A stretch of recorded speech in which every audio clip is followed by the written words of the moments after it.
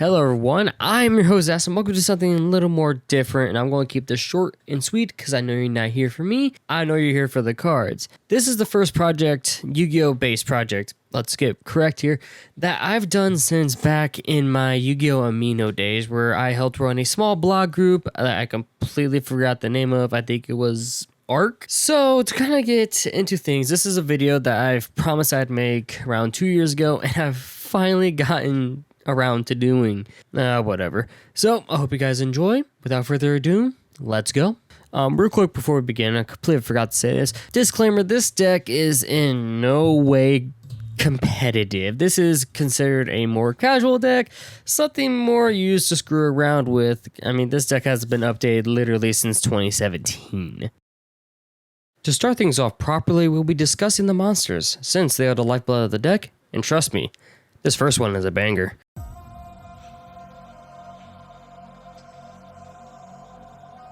Now, for the first of our three boss monsters, we got the big bad fiend himself, Yubel. Now, what makes him that special? Well, let's go through some bullet points real quick. No special summoning conditions, distribute 2 bodies or special summon them from numerous card effects, can't be destroyed by battle. If this face-up attack position monster is attacked, all battle damage is inflicted to the opponent instead, and when this monster is destroyed besides its own effect, its owner may special summon Yubel 2.0 Incarnate from their hand, deck, or graveyard. Pretty snazzy, honestly, except for its 2 major downsides. The first one being you must tribute a monster you control at the end phase, or destroy this card, and then the very obvious thing, they don't have any effect protection without outside support. But in this case, we want Yubel to leave the field ASAP so we can get to the more fun forms they have.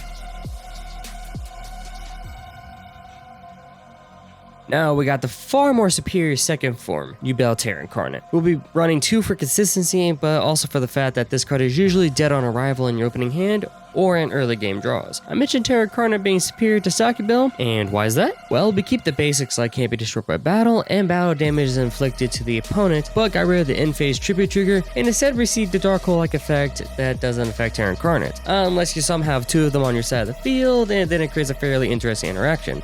Lastly, following suit with Yubel's, I guess, destruction special summon condition, 2.0 Incarnate's is a lot easier in my opinion, because it states that it only says leaves the field, not when they're destroyed.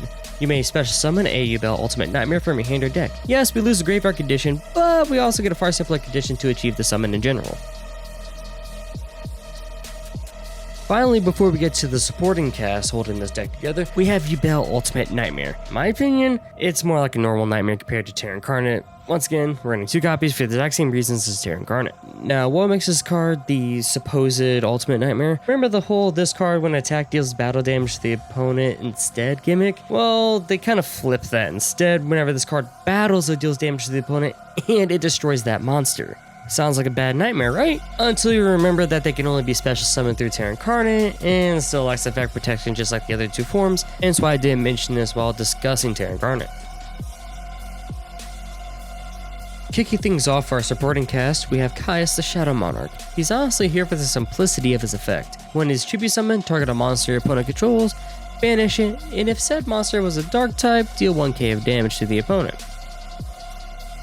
Oh dad. Kind of an obvious choice since 99% of the deck is dark attribute monsters, so the summoning condition as well as the cost of the effect are frankly incredibly easy to acquire. Not to mention, it's a nice little bit of monster removal. Do I really need to explain? Alright, fine. Not only is Obelisk the strongest in all the god cards, but he's literally only here as a target for Mound of the Bound Creator. Maybe he can act as a backup plan, but usually that's a rare situation. Finally, time for the more extractive fun things we have here. We got Missing Tomato, just set it and forget. Well, Toast Destroyer, then you can freely summon Yubel from the deck. It's a nifty piece of kit if you ask me. Now we have one of my favorite minor annoyance monsters in the deck, as well as some easy tribute fodder, Giant Germ.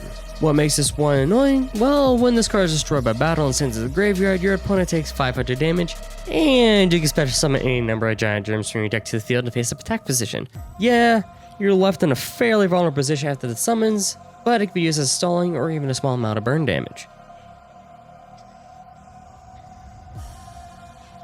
Now we have the first of two major annoyances in the deck. We'll get to the other one in a minute. But the cutest ghost ever, Scapegoat. Due to the fact that it's a flip effect that lets you special summon as many black sheep tokens as you have open slots on the field, it's wonderful. So if your opponent attacks it, you just summon a small wall to bide you time, or even to set up another turn or tributes for Yubel. With monsters out of the way, let's head over to our interesting selection of spell cards. Some of them useful, some of them annoyances, a lot of them are just annoyances. Here's what I referred to as a spine that all the forms of Yubel needed, and a reason for Obelisk being in the deck. Too bad it's a field spell. I try to keep things simple for explaining effects, but this one is a mouthful, so I'll just read it in its entirety. Level 10 or higher monsters on the field cannot be targeted or destroyed by card effects. If a level 10 or higher monster destroys a monster by battle and sends it to the graveyard, the player who controlled the destroyed monster takes 1000 damage. When this card on the field is destroyed by a card effect and sent to the graveyard, you can add one divine monster from your deck to your hand. Pretty sweet, right? Except for it's all monsters on the field, not just your side, so you might want to think a few steps ahead when playing this one. I really don't need to explain this one, right? Literally one of the most annoying cards in the game besides Marshmallow, Scapegoat. Just activate and special summon 4 sheep tokens. Granted, they can't be used for tribute summons and block you out of summoning anything for the turn it's activated, but it does create a wall to buy more time, and if you happen to have the Ring of Magnetism Yubel combo we'll be discussing later, it will give you all the tributes that you need. Just what you need. More freaking tokens. Fires of Doomsday got you covered. Yes, it only makes 2 tokens, but at least you can use it for tribute summoning dark attribute monsters. If they survive, that is, since they share Scapegoat's nasty after effect of blocking out summoning for the turn. Granted, you could also just set it for a turn, wait till the opponent's end phase, flip that bad boy face up, and not have to deal with any of that second half of the effect. Rule 1. Reading the card explains the card. Ring of Magnetism states target monster loses 500 attack, and this monster is the only one that can be targeted for a attack. So, if you want to keep your tokens alive, like I previously mentioned, while you have a normal Yubel on the field, this is a pretty damn good way to keep them alive early game or even late game.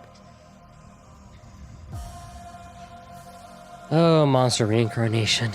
Now, I will admit this is definitely a card that could be replaced nowadays by the far superior Monster Reborn, since for some ungodly reason they put it to 1, but at the time of this was far more viable as a graveyard reoccurrence. Simple as that. But, like I said, you can go to Monster Reborn instead, and you even open up another free slot that adds something else.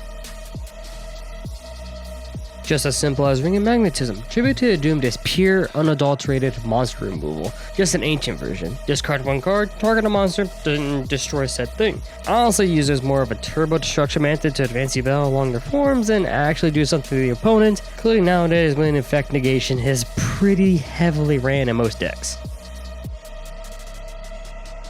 Terraforming. Search for a field spell. That's it. Pick your poison for the situation and grab it. Savage Coliseum is personally one of my favorite field spells in the entire game. It promotes being an aggressive player and forcing all of your monsters to attack. Then it rewards you for doing so with a slight life point gain. Then, savagely punishes you for failing to do so by destroying all your monsters that didn't declare an attack. Man oh man, we're almost done. Now it's the finale. The strange choices I made for trap cards back in the day. There's some really weird choices in here. Damage Condenser. Yubel Turbo. Granted, you have to take damage, but that's a small price to pay, plus discarding a card. Just a special summon a monster and attack that's equal to or less than the damage you've taken. Definitely can get you out of a sticky situation, though. Battlemania can go 2 ways. Either way, it's a game ender. Whether it's in your favor, forcing several attacks upon a single Yubel, or spelling your own demise, having your bell taken away, and leaving you wide open after activation, since this card must be activated during the main phase. Lastly, our final card today, we got Torrential Tribute. Literally just an emergency exit. Thinking back to when I first built the original version of this deck to its current rendition, it definitely has its quirks and plays, but nothing extremely effective, including in modern Yu-Gi-Oh! Modern Yu-Gi-Oh! Honestly is extremely advanced and far too fast-paced for a deck like this. But this deck did start my journey, and I mean my true journey, into Yu-Gi-Oh! Many years ago, despite already playing Cyber Blue Eyes at my locals. I have many fond memories of just bouncing ideas for card choice around with my friends and having their constant input of not just them, but those around me to make this deck better. Then eventually I've kind of just gave up to where I'm at now and moved on to what I prefer as more fun and better decks. I gave up Papa Machina and Vendread before I finally quit.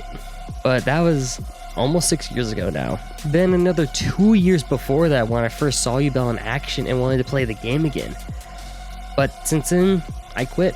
I quit back in 2018.